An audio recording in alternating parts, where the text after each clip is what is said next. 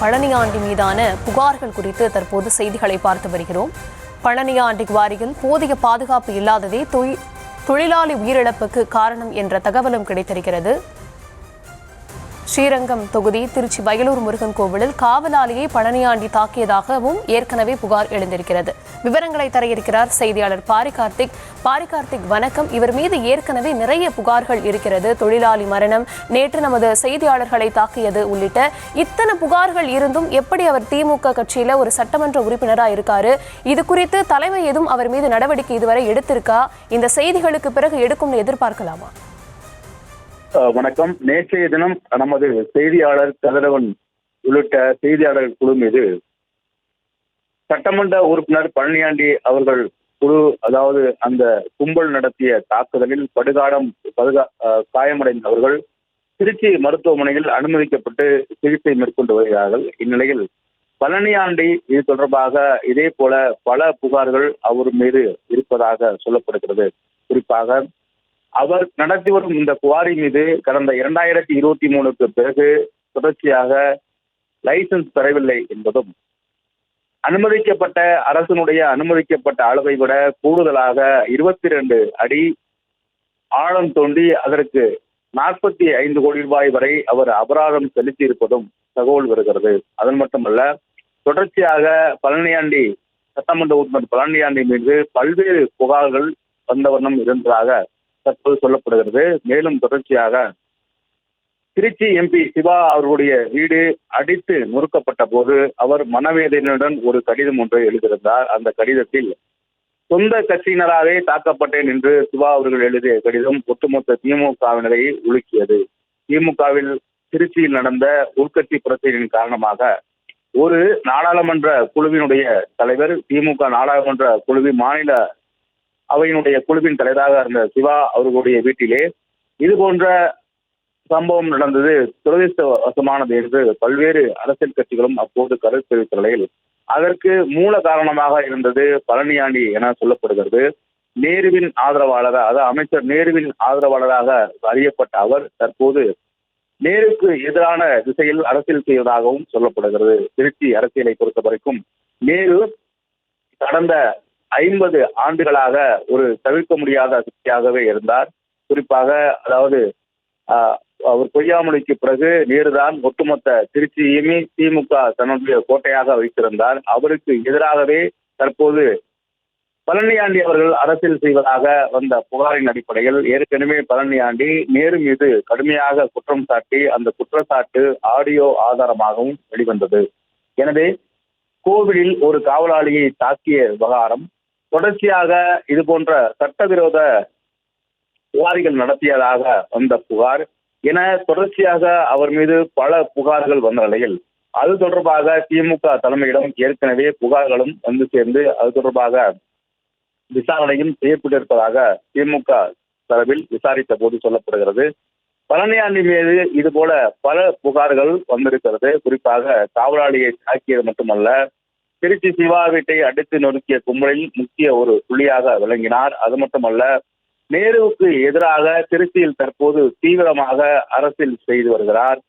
அதன் மட்டுமல்ல, அவர் நடத்தி வரும் ஒரு குவாரியும் அதனால் ஏற்பட்ட புகாரின் அடிப்படையில் அந்த புகாருக்கு காரணம் நேருதான் என இவர் பொதுவெளியிலே பேசியதும், நேற்றைய தினம் செய்தியாளர்கள் மீது நடந்த அந்த கொலைவெறி தாக்குதலும், அதனால் அவர்கள் தற்போது மருத்துவமனையில் அனுமதிக்கப்பட்டிருப்பதும் என தொடர்ச்சியாக சட்டமன்ற உறுப்பினர் பழனியாண்டி மீது பல்வேறு புகார்கள் வந்த நிலையில் இது தொடர்பாக திமுக தலைமைக்கும் பல்வேறு புகார்கள் பழனியாண்டியை பற்றி சொந்த கட்சியினரே கொடுத்திருப்பதாக தகவல் சொல்லப்படுகிறது. திருச்சியை சேர்ந்த திமுகவினரே பழனியாண்டி மீது புகார்கள் சொல்லப்பட்டதும், அதுபோல பொதுமக்களும் பல்வேறு இன்னல்களுக்கு பழனியாண்டியால் அவர் நடத்தி வரும் இந்த குவாரியால் ஆக்கப்படுவதும் சொல்லப்படுகிறது. குறிப்பாக குவாரியை பொறுத்த வரைக்கும் இவ்வளவு ஆழத்திற்கு மேலாக நோண்டும் பட்சத்தில் அது இயற்கைக்கு எதிரான ஒரு விஷயமாகவே இருக்கும். பல்வேறு இயற்கை முரண்பாடுகள், இயற்கை சீற்றங்களுக்கு இத்தகைய குவாரிகளினுடைய அளவுக்கு அதிகமாக ஆழம் நோண்டுவதால் ஏற்படும் விளைவுகளை பொறுத்து அமையும் என்று இயற்கை ஆர்வலர்களும் சமூக ஆர்வலர்களும் தொடர்ச்சியாக கூறி வரும் நிலையில் இதுபோன்ற குவாரிகள் செயல்படுவதை முழுமையாக தடுக்க வேண்டும். அரசு அனுமதிக்கப்பட்ட அளவை விட கூடுதலாக நோண்டுவதும், கூடுதலாக மணல் எடுப்பதும், அதாவது அரசு அனுமதிக்கப்பட்ட அளவை விட ஆற்று மற்றும் குளங்களில் கூடுதலாக மணல் எடுப்பதும் என இதுபோன்ற குவாரி நடத்துபவர்கள் தொடர்ச்சியாக இத்தகைய செயல் என்பது இயற்கைக்கு எதிரான ஒட்டுமொத்த எதிர்கால தலைமுறையை அளிக்கின்ற ஒரு செயலாக முடியும் என்று பல்வேறு சமூக ஆர்வலர்களும் அரசியல் கட்சி தலைவர்களும் கூறி வரும் நிலையில், நேற்றைய தினம் நடந்த இந்த குவாரியில் நடந்த இந்த செய்தியாளர் தாக்குதல் என்பது ஒட்டுமொத்த தமிழகத்தையே பேர் உலுக்கி இருக்கிறது என்றுதான் சொல்ல வேண்டும். தமிழகத்தில் இருக்கக்கூடிய அனைத்து இந்த சம்பவத்திற்கு கடும் கண்டனம் தெரிவித்திருக்கிறார்கள். தமிழகத்தில் இருக்கக்கூடிய அனைத்து எதிர்கட்சியும் இந்த சட்டமன்ற உறுப்பினர் பழனியாண்டிக்கு எதிராக, பழனியாண்டியுடைய ஆட்கள் நடத்திய இந்த தாக்குதலுக்கு எதிராகவும், செய்தியாளர்கள் பாதுகாக்கப்படவில்லை என்ற குற்றச்சாட்டின் அடிப்படையிலும் கடும் கண்டனத்தை தெரிவித்து வருகிறார்கள்.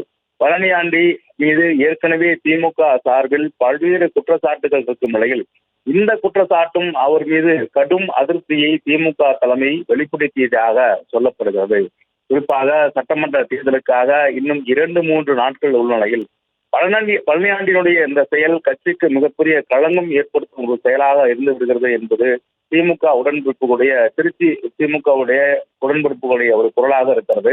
குறிப்பாக தேர்தலுக்கு இன்னும் 2-3 மாதங்களே உள்ள நிலையில் இத்தகைய செய்தியாளர்கள் மீது நடத்திய தாக்குதல் என்பதும், அந்த தாக்குதலுக்கு அவருடைய ஆட்கள் உறுதுணையாக இருந்ததும், செய்தியாளர்கள் மீது பாதுகாக்கப்பட முடியாத ஒரு சூழல் ஏற்படுத்தியதும் என தொடர்ச்சியாக பல்வேறு குற்றச்சாட்டுகள் இருக்கிறது. ஒரு செய்தியாளர் நேரடியாக களத்துக்கு செல்கிறார். அந்த களத்தில் இருக்கக்கூடிய நடந்து கொண்டிருக்கிற விஷயங்களை பதிவு செய்வது மட்டும்தான் அவருடைய வேலை. குறிப்பாக அந்த குவாரியை பொறுத்தவரைக்கும் 22 அடிகளுக்கு மேலாக மட்டுமல்ல, கூடுதலாகவே பல இடங்களில் நோண்டப்பட்டிருக்க வேண்டும். பல இடங்களில் லாரிகள் ஒரு நாளொன்றுக்கு நூற்றுக்கணக்கான லாரிகள் இந்த வழியே வந்து போகிறது. இதனால் நாங்கள் கடக்கவே பயப்படுகிறோம் என உடனடியாக இது குறித்து பல்வேறு நடவடிக்கை எடுங்கள் என்று அரசு அதிகாரிகளுக்கும் நாங்கள் தெரியப்படுத்தினோம். அப்போதும் எந்த ஒரு நடவடிக்கையும் எடுக்கவில்லை.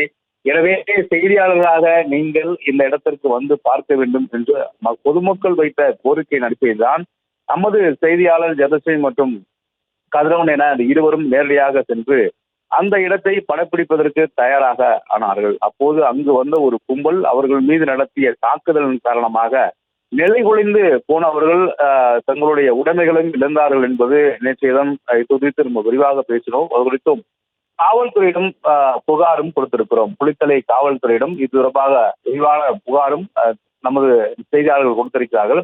அதன் மட்டுமல்ல, நேற்று நடந்த இந்த தாக்குதல் என்பது ஒட்டுமொத்த தமிழக அரசியலிலுமே மிகப்பெரிய ஒரு அதிர்வலையை ஏற்படுத்தியிருக்கிறது. குறிப்பாக ஆளும் கட்சிக்கு சட்டப்பேர் வாங்கி கொடுக்க நினைக்கும் இந்த பழனியாண்டியை உடனடியாக கட்சியை விட்டு நீக்கிவிட வேண்டும் என்றும் பல்வேறு தரப்பும் கூறி வருகிறார்கள். குறிப்பாக நேற்றைய தினம் நடந்த அந்த சம்பவத்தில் ஒருவேளை செய்தியாளர்கள் படம் பிடித்த பிறகு முழுமையாக எங்களுக்கு இந்த குவாரியில் நாங்கள் சட்டப்படிதான் நடத்துகிறோம் என்றும், நாங்கள் சட்டத்துக்கு புறம்பாக கூடுதலாக அடிகள் ஏதும் கற்களை எடுக்கவில்லை என்றும் ஒருவேளை அவர்கள் தெரிவிக்க வேண்டும் என்று விருப்பப்பட்டால் நேரடியாக அலுவலகத்தை தொடர்பு கொண்டு அவர்கள் தெரிவித்திருக்கலாம். இல்லை, இந்த செய்தியை போடாதீர்கள், நாங்கள் சரியாகத்தான் வைத்திருக்கிறோம் என்ற அவர்களுடைய சான்றிதழ்களையும் அவர்களுக்கான ஆதாரங்களையும் அலுவலகத்துக்கு அனுப்பி ஆசிரியர்களை தொடர்பு கொண்டு நேரடியாக அவர்கள் பேசியிருக்கலாம் மற்றும் மூத்த செய்தியாளர்களையும் அணுகி அவர்கள் பேசியிருக்கலாம். என பல்வேறு வழிகள் இருக்கின்றன. எடுத்த உடனே ஒரு சட்டமன்ற உறுப்பினர் நடத்தி வரும் ஒரு குவாரி மீது வீண் பழியை சுமத்த வேண்டிய பழி நமக்கு கிடையாது. அப்படி இருக்கும் பட்சத்தில் அவர்கள் நேரடியாக நம்மிடம் தெரிவித்திருக்கலாம், ஆசிரியரிடம் தெரிவித்திருக்கலாம், அலுவலகத்திலும் தெரிவித்திருக்கலாம். அதையெல்லாம் மீறி எடுத்த உடனே செய்தியாளர்கள் மீது நடத்திய தாக்குதல் என்பது, கண்மூடித்தனமான தாக்குதல் என்பது ஒருபோதும் ஏற்றுக்கொள்ள முடியாது என்றுதான் நேற்றைய தினம் அனைத்து அரசியல் கட்சிகளும் கட்சியினுடைய தலைவர்களும் தங்களுடைய கடும் கண்டனத்தை சட்டமன்ற உறுப்பினருக்கும் நடந்த நிகழ்வுக்கும் தெரிவித்தார்கள். பத்திரிகையாளர் சங்கங்கள் உட்பட இந்திய அளவில் இருக்கக்கூடிய அனைத்து சங்கங்களும் தங்களுடைய அதிருப்தியையும் கண்டனத்தையும் தெரிவித்த நிலையில் தற்போது இது தொடர்பாக பழனியாண்டி மீது நடவடிக்கை எடுக்க வேண்டும் என்று அனைத்து தரப்பிலும் தற்போது திமுக மற்றும் திமுக தலைமைக்கு புகார்கள் வந்த வண்ணம் இருக்கிறது. விவரங்களுக்கு நன்றி பாரி கார்த்திக்.